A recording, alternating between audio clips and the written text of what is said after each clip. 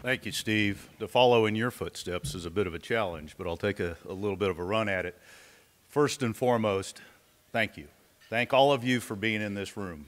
Roger and the rest of us can't do what we do without you giving and making that sacrifice that each one of you do so well and so willingly, that when we thank you for making this trip, you all say, we would never miss it. I've been here for 10 years. I would never miss this. I just kind of changed my schedule.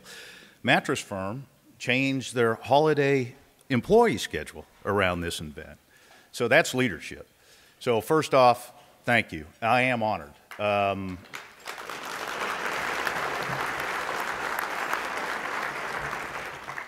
am honored to be asked and humbled to be asked by Roger. Those of you that know Roger know that it is impossible to say no to Roger. So here I stand. Steve, and I'm going to embarrass you a little bit. The leadership that Mattress Firm shows, the Mattress Firm team, and you view things very much as a team. The advertising, the awareness, thank you again for all that Mattress Firm does.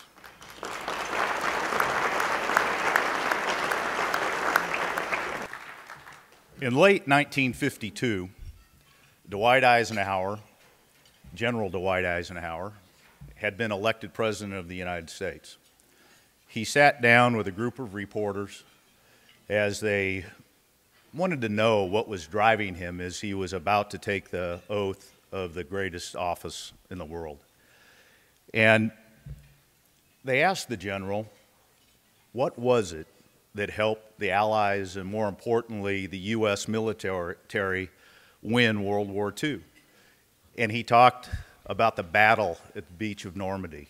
He talked about the Battle of the Bulge. He talked about Iwo Jima, and he talked about those great soldiers, the greatest generation that fought for this country. And he stopped himself and he said, the U.S. servicemen fought the war, but the American people won the war. And he went on and he talked about the women that worked in the factories that built the ammunition, the children that walked literally along the streets and picked up scrap metal to feed the soldiers, those that sold war bonds, and what General Eisenhower, ultimately President Eisenhower, said, no battle is won without support. In 1965, the Los Angeles Dodgers won the World Series. Sandy Koufax, who interestingly enough was a classmate of Seena Magowitz, was put in a little bit of a quandary. Game one of the World Series that year, and certainly Koufax was the ace of the Dodgers, was scheduled to be played on Yom Kippur. And Koufax decided that he wouldn't start that day. And there was some controversy around that. And the Dodgers pitched Don Drysdale, who was about as good a number two as there was, and Drysdale lost. Game two, Koufax pitches and loses. And there was, some controversy around that. The great Sandy Koufax lost game two of the World Series. Maybe it was the distraction. And they asked Koufax later, what happened? And he said, I just didn't have my stuff. It was that simple. But Koufax came back and he pitched game five. He pitched a four-hitter in the World Series with that pressure, completed the game. It was a shutout. Walter Alston, who was then the manager of the Los Angeles Dodgers, had a little bit of a challenge. Claude Osteen had done a great job winning game three. Drysdale was number two. Sandy Koufax had just pitched on 2 days rest. So what Alston did, and there was controversy around this too, he started Koufax. Koufax, games in Minneapolis, game 7 of the World Series. Koufax wins the game. So three-hitter that day, complete game, shutout. I told Derek Hall yesterday, I believe, that I'll never forget this. I was a 7-year-old at the time, and the national press came to Koufax, and they said, Mr. Koufax, you're a hero. That was greatness. Tell us about that. Tell us about your greatness. And Sandy Koufax did not like the press. He did not like being interviewed and is a very humble man, I understand, to this day. And Koufax said, let's talk about my mother and my stepfather. I want to talk to you about my high school coach. I wouldn't be here if it wasn't for my high school pitching coach.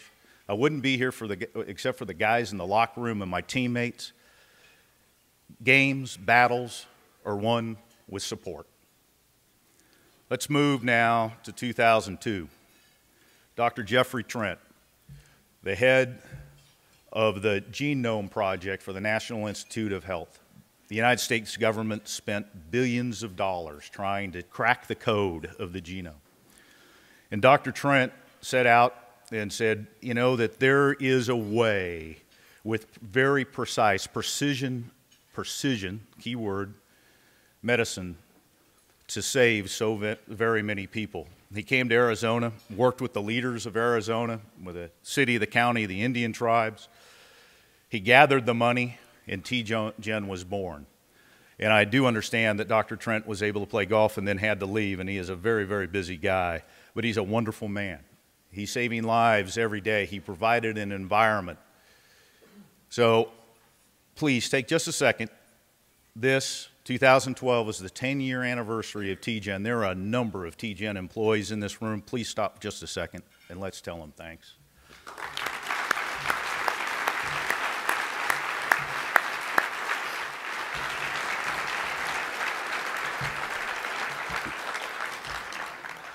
I think Eisenhower and Koufax would tell us that they're the heroes.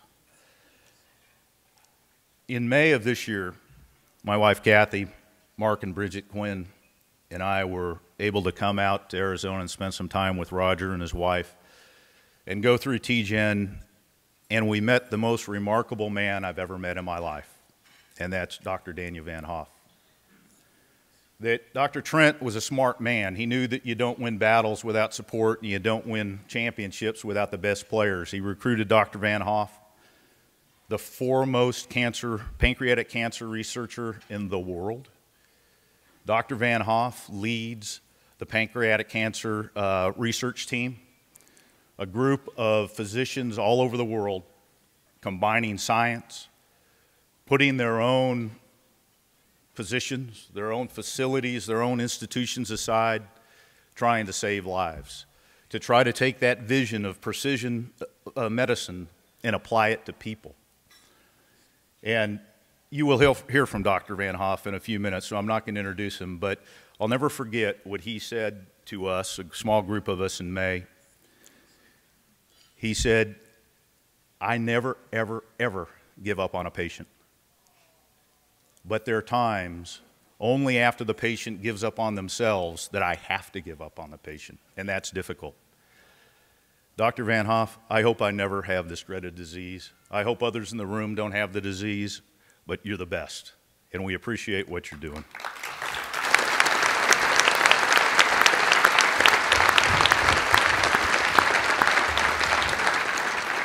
Dr. Van Hoff has always remembered that he's a physician first and foremost. Dr. Van Hoff and the other people in the TGen pancreatic cancer side of things, I should digress for just a second. TGen serves the most complex cancers. It's not just pancreatic cancer. It's autism, it's neurological disorders, diabetes. There's so many other things they do, but Dr. Van Hoff and his team focus almost exclusively on pancreatic cancer. And I don't know how he does what he does, because every day he rides an emotional roller coaster. He and his team members have those wins, which he will speak to. Great news on November 9th. News that was produced by the people in this room in Seena trials, by Roger and his wife, and the betting industry. Every one of you as individuals helped Dr. Van Hoff get the news that he received on November 9th. But he took that positive news, and then he had to go treat patients that he knew that he was going to lose. He's on a roller coaster every day of his life. Our job, all of us in this room's job, is to flatten that curve, to give more people hope for early detection, for screening, to try to find ways. They're always dealing, so it's a late diagnosis cancer, so they're always dealing with stage 4 patients. What we need to do is find test methodologies to find and treat earlier, to take these applications that are being invented every day and apply them to people earlier in a process. Now, Roger, you're next. Roger Magowitz.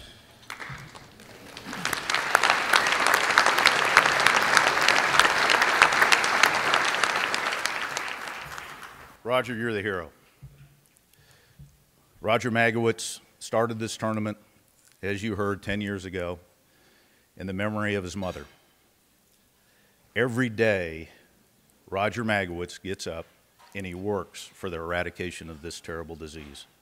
He does not want anyone else to be in the position that he and his family were in. The tournament's raised in excess of $3 million, well in excess of $3 million. Heck, it's raised $2.6 million in the last 3 years through your generosity, from the personal generosity of the Magowitzes. An interesting statistic, 81% of the gross dollars that the Seena Magowitz Foundation receives become net dollars to TJ. That is unheard of in charitable giving. There are lunches to buy, there's green fees to pay. It's through the people in this room that you facilitate that. But Roger, his wife, Liz Macbeth, Vince Macbeth that do so much, Allison Bassoff, but with the assistance of the TGen folks that do so much to eradicate this, they don't get paid a dime. Matter of fact, Roger, I don't even want to know how much this tournament costs you personally every year, but it's a lot. That sacrifice is true stewardship. It's heroic. It's what Eisenhower and Koufax and Dr. Trent would say are the supply mechanism that allow us to win these wars. It is my utmost honor to introduce Roger Magowitz.